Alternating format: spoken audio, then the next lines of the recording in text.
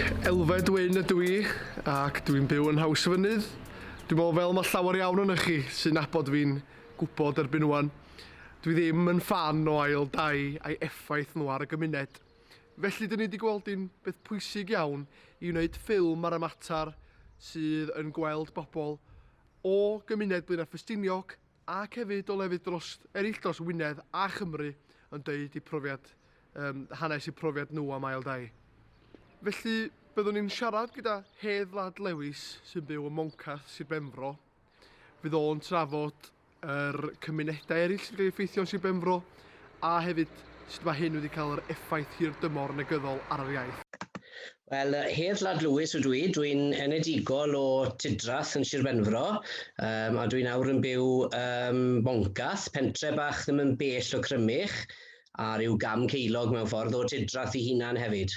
I bob pwrpas mae'r iaith wedi marw yn Tudrath bellach. A mae hwnna'n beth poenus i orfod dweud. Fel un o Tudrath, dwi'n cofio mynd nôl i'r 80au a wedyn gymdeithas byw. Yn wedd siope na, wych chi'n clywed y Gymraeg ar y stryd, wedd y capeli yn dal i fynd, wych chi'n clywed Cymraeg yn y tafarnau. Erbyn hyn, mae rhywun yn troi pen pan glywch i rhywun yn siarad Cymraeg.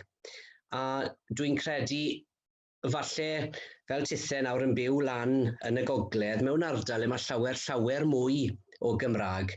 Dwi'n credu mae rhaid i chi gymryd yr hyn sy'n digwydd fan hyn neu sydd wedi digwydd yng ngogledd Sir Benfro fel rybudd o beth allai ddigwydd i chi. Achos mae wedi cyrraedd pwynt, dwi ddim yn credu bod allwn ni droi'r cloc nôl yn rhai ardaloedd o Sir Benfro bellach, yn arbennig ar hyd y llain arfordirol. A mae 'da chi cwpl o flynydde i fynd i'r afel ar her 'ma, neu yr un fydd eich tynged chi hefyd.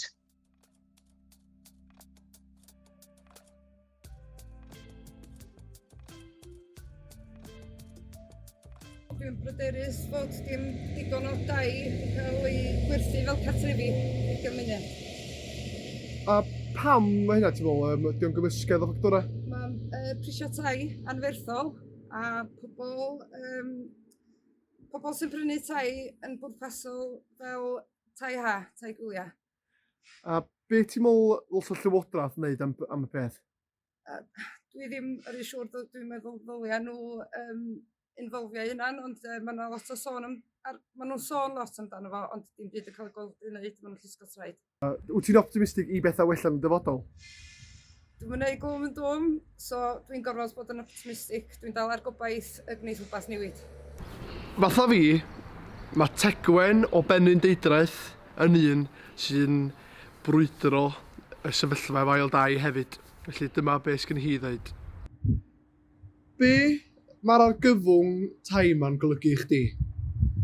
I fi yn bersonol, mae o yn golygu os na fyswn ni yn medru byw adre fo'n nhad yn 41 oed, sef dim i fod i ddeud y gwir yn naturiol, fyswn ni yn medru fforddio nunlla. Dwi'n fyfyriwr, felly dwi'n byw ar grant coleg. Swn i'n methu cymorgais a does gen i'n plant chwaith, so mae hynna yn erbyn i ddeud gwir i gael tŷ cymdeithasol mewn da bryd. Dwi'n meddwl os na fyswn ni yn gallu byw fo'n nhad, fyswn ni'n ddigartra a swn ni'n gorau mynd i rwla mewn argyfwng, so nhw'n gorau ffeindio rwla mewn argyfwng i fi. Achos dwi'n sbio ar y we ar gyfer llefydd sy'n mynd ar rent yn breifat a does na nunlla ar ôl i rentio. Os na dai yn mynd ar rent, maen nhw'n cael ei rentu i ymwelwyr yn unig.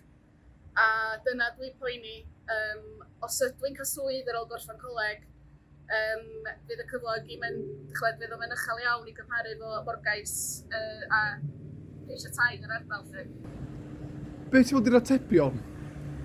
Dwi'n meddwl mae eisiau lot o atebion gwahanol. Yn enwedig efo pethau fel Airbnbs, mae eisiau capio faint o heina sy'n gallu cael ei roed mewn bob pentra. Mae eisiau roed leisans ar tai ha ac ail gartrefi a llety gwyliau sydd yn dai megis fatha tai teras. Heina mae pobl lleol di bod yn allu fforddio yn y dyfodol, yn y gorffennol, ond sydd yn gallu cael nhw o gwbl rwan. Mae'n drist gweld strydoedd lle mae'n 2 allan o'r 8 sydd efo teuluoedd yn byw yn nhw a mae'r gweddill jyst yn tywyll.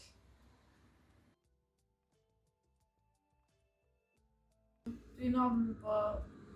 Fydd bobl lleol methu ffordio'r prisia ac, well, especially wan bob blwyddyn am World Heritage. Neith bwysio jyst codi o'n neith. A gen bobl o'n fama efo cyflyga i... os maen nhw'n mynd o'n i bidding war. Dwi digon fodlon i trafeilio am gwaith os gai tŷ call yn yr ardal. Cos fama dwi eisiau byw a dwi'n gwybod fel am y partner fi'n teimlo hefyd. O safbwynt dolan, mae dolan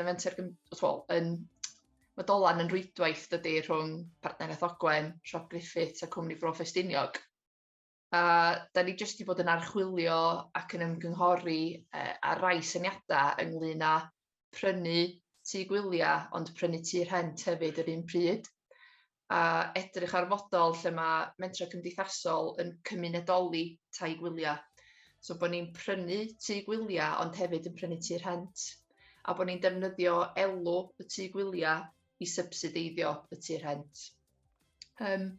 So da ni wedi dechrau ymgynghori efo'n cymunedau ni, achos da ni'n gwybod bod yn cymunedau ni'n rili poeni am yr argyfwng tai. So dyna di'r stage da ni wedi cyrraedd rili o ran y cynllun yna. Ond mae gen ti fodela fel Tafarn y Plyn, Llanystumdwy, maen nhw wedi prynu tafarn gymunedol, maen nhw rwan wedi prynu bwthyn gwyliau hefyd. A maen nhw'n griw cymunedol gweithgar a trwy wneud yna, maen nhw'n cadw yr elw i cymunedau. Dwi'n meddwl beth da ni'n eisiau gwneud ychydig bach yn wahanol ydy defnyddio elw tŷ gwyliau i waelfuddsoddi i sicrhau bod ni'n cadw fwy o dai yn y stoc lleol. Lle mae hynna'n un rhan o'r peth. Rhan arall o gymunedoli tai gwyliau ydy edrych ar sut mae'r tŷ gwyliau yna'n cael ei ddatblygu i redag a'i farchnata. Hynny yw bod ni yn gwneud yn siŵr bod o'n cael ei farchnata gan gwmni lleol os yn bosib, bod yn cael ei lanhau a'i wasanaethu, bod y cynnal a chadw yn cael ei wneud gan gwmnïau lleol. Ond bod ni hefyd yn edrych ar becynna gwyliau twristiaeth gymunedol, a twristiaeth gynaladwy, a twristiaeth treftadaeth. Hynny yw sy'n rhaid i ni wastad edrych yn rhy bell o ran y farchnad twristiaeth. Mae yna twristiaeth cynhenid hefyd. So dwi'n meddwl bod yna gyfle i ni feddwl am becynna gwyliau enghraifft amgylcheddol. Dwi'n byw yn Bethesda, mae gennym ni brosiect heidro cymunedol. Mae gennym ni hefyd gerbydau trydan, mae gennym ni lôn feics, gennym ni feics trydan ar ei ffordd hefyd. So oes a gyfle i chdi ddenu math gwahanol o dwristiaid i'r ardal, pobl sy'n fwy cydwybodol o ran yr amgylchedd, i helpu nhw i gyrraedd Bethesda yn ddigarbon heb sogludiant tanwydd ffosil. A tra bod nhw yma, rhoi profiadau cymunedol, gwirfoddoli efo'r heidro, gwirfoddoli efo Cymdeithas Eryri neu Prosiect y Carnedda, a creu rhyw fath o becyn fel yna, a ella gweithio efo y bunkhouses cymunedol sydd gennym ni yn Nyffryn Ogwen. So mae gen ti Caban Gerlan, gen ti Bunkhouse y Vic hefyd, menter cymdeithasol sy'n rhedeg y 2 endid yna. Sy'n dod yn ôl dydy i kind of cadw y byd yn lleol. Dio ddim yn mynd i newid y byd, dydy o ddim, ond mae o leia'n rhoi rhyw ymdeimlad i gymunedau, bod cymunedau hefyd yn gallu perchnogi y bwystfil yma sydd angen i ddoddi. A mae angen doddi'r bwystfil yma, a mae angen i reoli fo a cadw golwg o'r dwristiaeth a'i effaith o ar y cymunedau ni.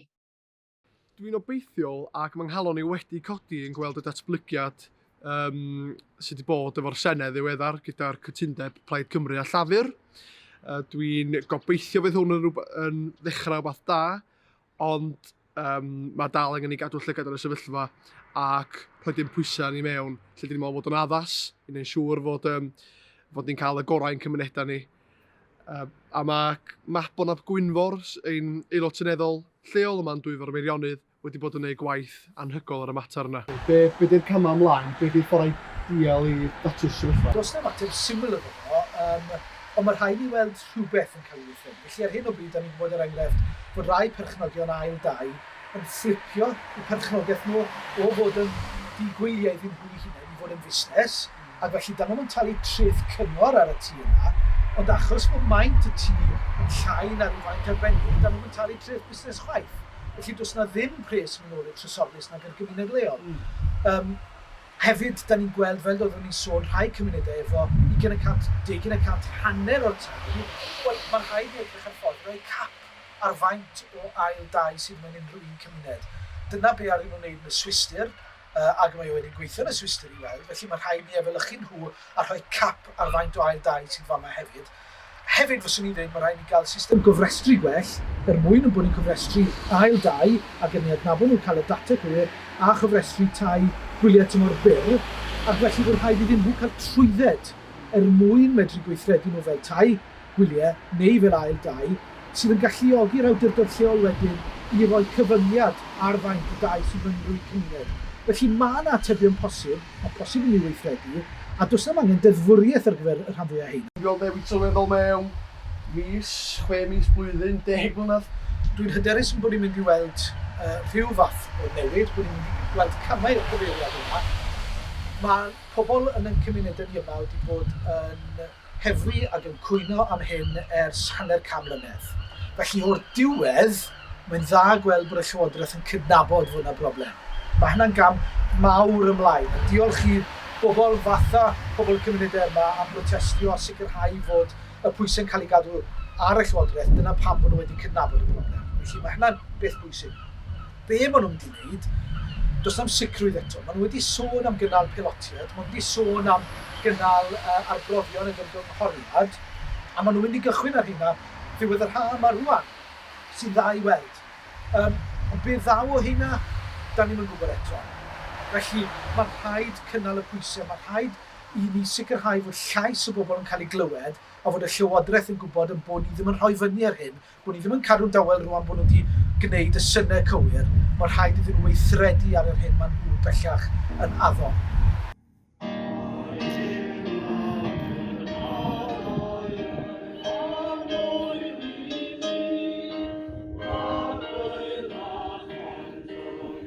Yn y flwyddyn dwytha, wrth i bobl at ei gilydd, wrth i bobl wneud eiseba, gorymdeithia, placardia, gathon ni symudiad anferthol, mwy na dyn ni wedi gael erioed, rhyw fath o chwildro tawel.